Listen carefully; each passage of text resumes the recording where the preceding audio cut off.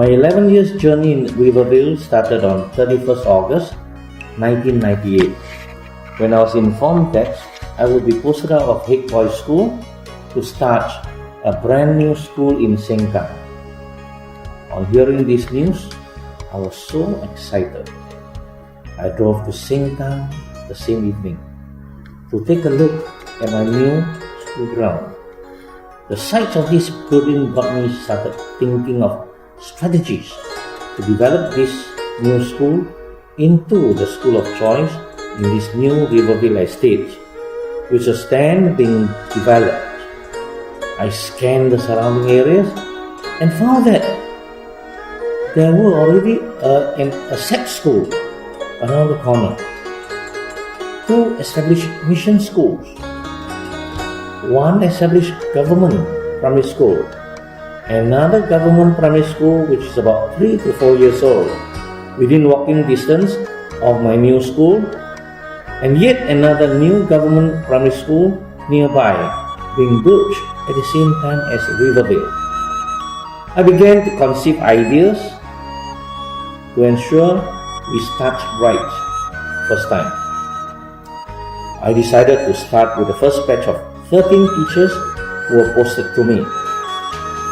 This number later increased to almost 30 as our original enrollment of 7 classes of 280 primary 1 pupils suddenly ballooned to 1060 students being posted to us.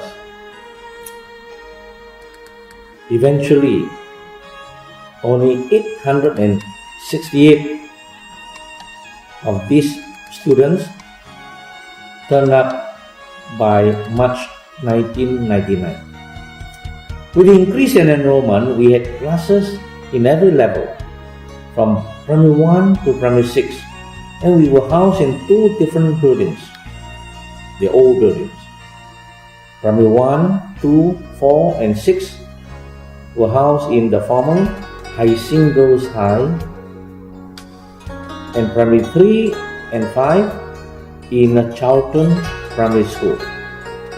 In Haising Girls High, we have to share the building with Sengkang Secondary, while in Charlton Primary, we have to share it with the Charlton students who functions in the morning while we use the afternoon session for our 2 levels.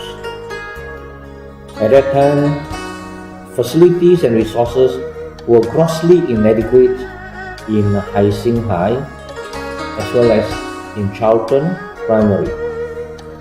During our first staff meeting in late December 1998, I asked the staff then if they would like Rivervale to be a moving school or a stuck school. Everyone voted that they want Rivervale to be a moving school. So with that assurance, we proceeded to organize our school to be the most popular school in the Rivervale precinct. The staff began to collect information, data, teaching materials, and plan exciting programs in order to motivate students to learn. My key personnel and I identified supportive parents to join our parent support group. Rivervale became fully Wi-Fi in 2005 with the establishment of a Macintosh lab in 2007, and that helped the school to push forward the concept of learning anywhere, anytime, by anyone.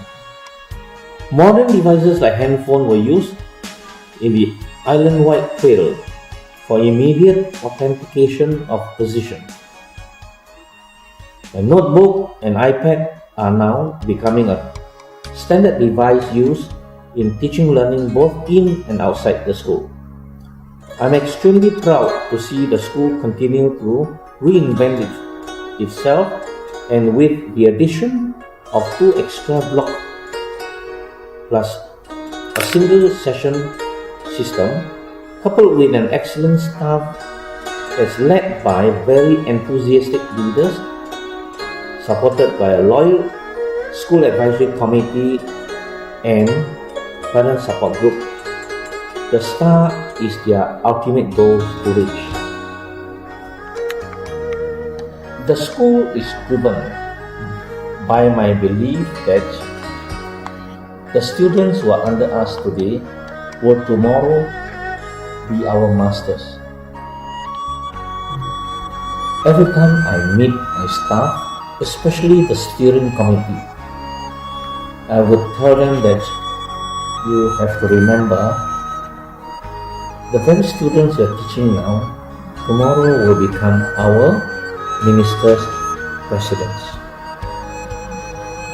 When we are retired, they are the one who will make every decision to see if, we should continue to enjoy, the comforts of our retired life. I look at developing a school as an investment, in the development of human talents, eventually human capital, that will eventually help us to make our life better when we retire. Perhaps it's quite a selfish objective, but I think it's reality.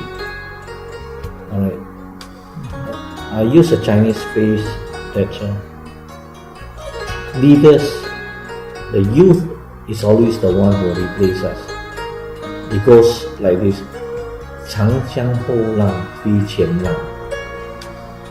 We as leaders, we have to pass on.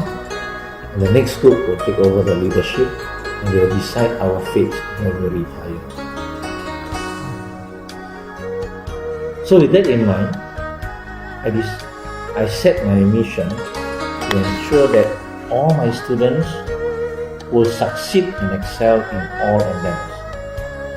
In whatever things they plan to do, in whatever things they do, they must bear in mind that they must give their best to succeed and to excel. I also shared with them that for a school to sustain, for a student who can succeed and excel, they must be anchored on very important core values, namely hard work, mutual respect, loyalty, positive attitude, and teamwork. And the 5 core values that they have today must stay.